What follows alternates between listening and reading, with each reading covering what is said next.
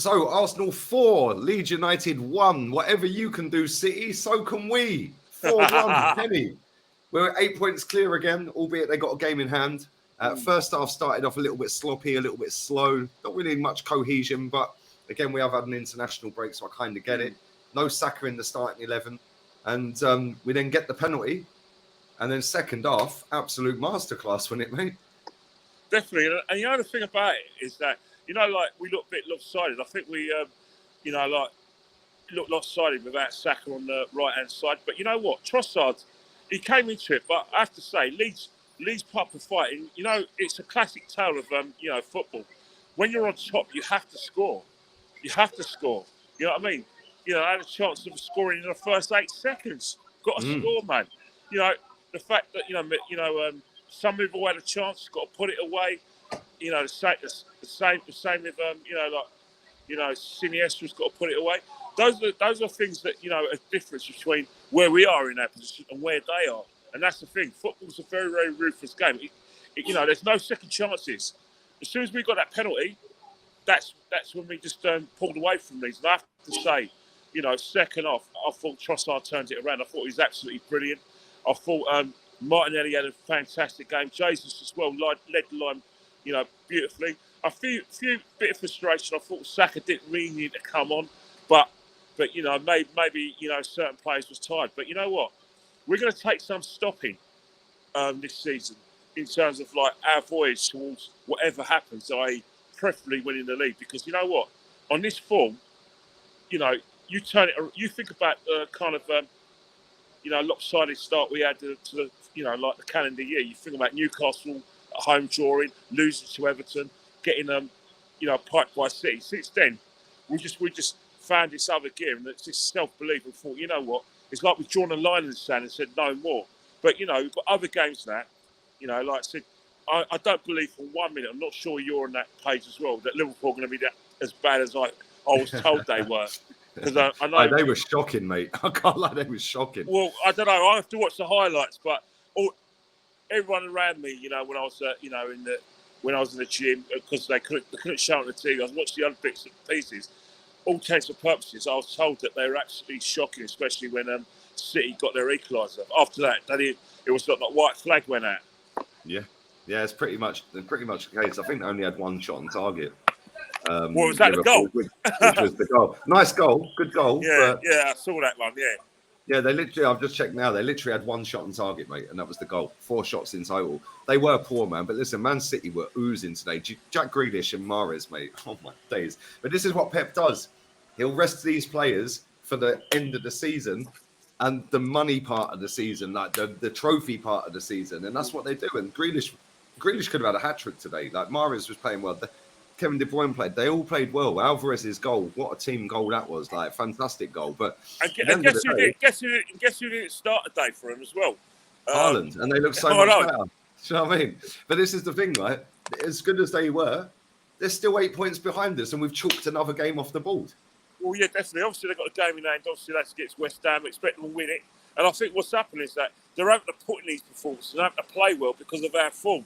But again, one thing about it is that when we do go to Liverpool, we've got to start, as we finish in the second half, because you never know at Anfield. You never know this Liverpool team. You know they're going to be up for it. You know there's going to be about 50,000 of Liverpudlians, baying for their team. They won't tolerate any kind of defeat at Anfield, regardless of whether it's us or it could be like Crystal Palace. They just won't tolerate it. They're going to want a performance. But when you look at the way we're playing today, you think about it. Bit rusty for international break. Partey had a quietish game, But when he comes off, Jesus can come on because Jesus comes off fresh. Obviously, he's got a bit of proof because he's a bit of topsy-turvy international break. Obviously, losing to England for Italy, and you've got quality of Saka to come on, even though we didn't want it to come on. So, with the exception of Eddie Nketiah being injured and obviously Saliba being injured, every player's going to have to contribute. People are asking me, they don't recognise Rob Holding today. Well, that's the thing. We're all in it together, mate. Everyone's got to be singing of the same hymn sheet. And how you do that is in your performances. And Rob Holding today, You can't knock it. He's up Yeah. for it. He understands what is required of him this season. He knows he's not the first choice, but he's got to remember, you know what? Squads win championships, and that's how we've got to look at it. You know, every player, if we do prevail this season, they've got to give themselves a pat on the back, every player, because there's been a lot of good contributions. If it's not been goals, it's been performances, and I'm very pleased this season so far. Yeah, I totally agree, mate. Like, even Eddie Nketiah, without his winner against Man United, we ain't this far clear. Do you know what I'm saying? So, and I thought Rob Holding played all right. I thought their goal wound me up, because Holding didn't engage so well, and then Xhaka dangled a leg, and then Zinchenko turned his back, and it was like, shocking defending, really. But I get it. If they didn't want to touch him in the box, like when he was running into the box, nobody wanted to touch him. Well, look what happened when Luke Haylen got recruitment. Oh, he was shocking. He was the worst player on the pitch by a mile. Yeah. But you think about it, right? You know, if you look at the foul that that Jesus drew. Was he going anywhere? Not really. Panicked. Quick players with quick feet.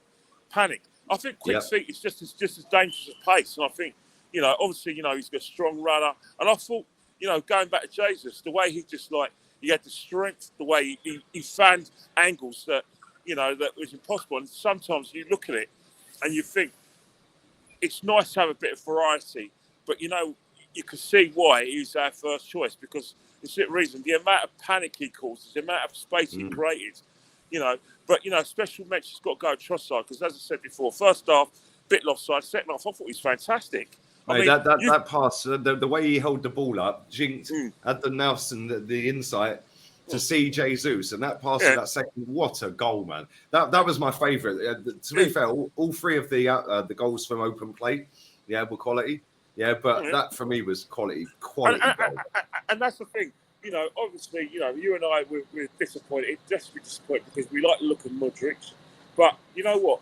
I'm not denigrating Modric, because the other day he's just like come from Ukrainian football. Obviously there's a situation of war, and he's come to a Chelsea side that's not settled. But the thing about it is that one thing you cannot buy, and you cannot discount his experience. And I think Trossard's experience has been invaluable. We don't know how he fits the team. Is he a substitute or is he a starter? Either way, that's a great addition to the squad. And he's pushing, Jesus, he's pushing Martinelli. And we can't ask for more than that. And I think that's the thing.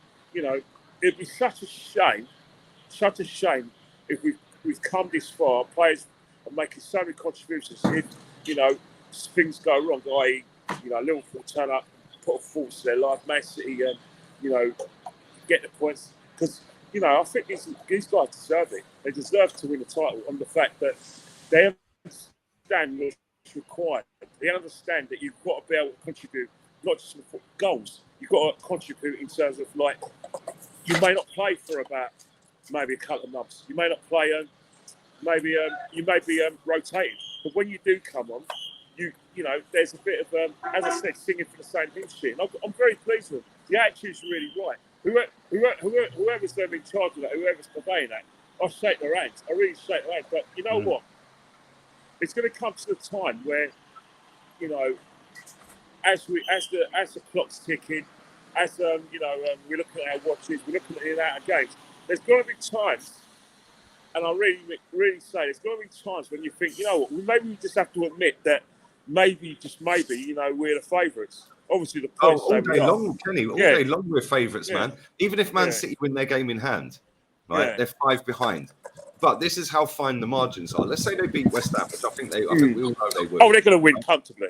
But if we lose at Anfield, that is a dagger to our hearts, mate, because then they're only 2 behind if they win their game. Then they beat us, they're above us. And that is why we have to go to Anfield this weekend. And go and get 3 points. They're shocking. If we don't beat them, come on, man. But one thing we can't discount is that you've got to remember there's 2 Liverpools. There's Liverpool that we saw today. There was Liverpool that that played against Wolves on the last 3-0. But then again, you sort of maybe we saw the real Liverpool when they beat Man United 7-0.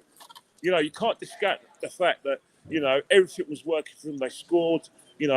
And it's at Anfield as well. They've actually sucked the ball in. It's a big game as well. remember Liverpool, because of the fact that, Brentford and Brighton, like second, didn't really do much. They shared the spoils in terms of the points. And the fact that, we don't know what's happening with Spurs when they play Everton. If these teams around them drop points, they've got to think, right, we're going to dust ourselves down. We're never going to win against Man City. They've got Chelsea. They win against Chelsea, which they're capable of doing because Chelsea are a bit flat. And that will give them a bit of impetus. But you know what? Since the Man City loss, we've met every challenge. But the biggest 7 straight wins. 7 straight. But the biggest challenge is Anfield. I know people say, obviously, Man City, are a better team than Liverpool. And they are. But our record against Anfield is shocking, absolutely shocking. And it is a mental block that maybe we need to sort of transform, because once you peel down those layers, play down that mental block, who knows? You go with a lot of confidence. You fear no one. Yeah, 100%. Listen, get him safely, mate. Always love. And Good stuff. Again. We go again on Sunday. Come on. I don't want to swear because there's kids with him, but how I say we blah blah blah go again. Yeah. All right, come on. Let's go. Come on.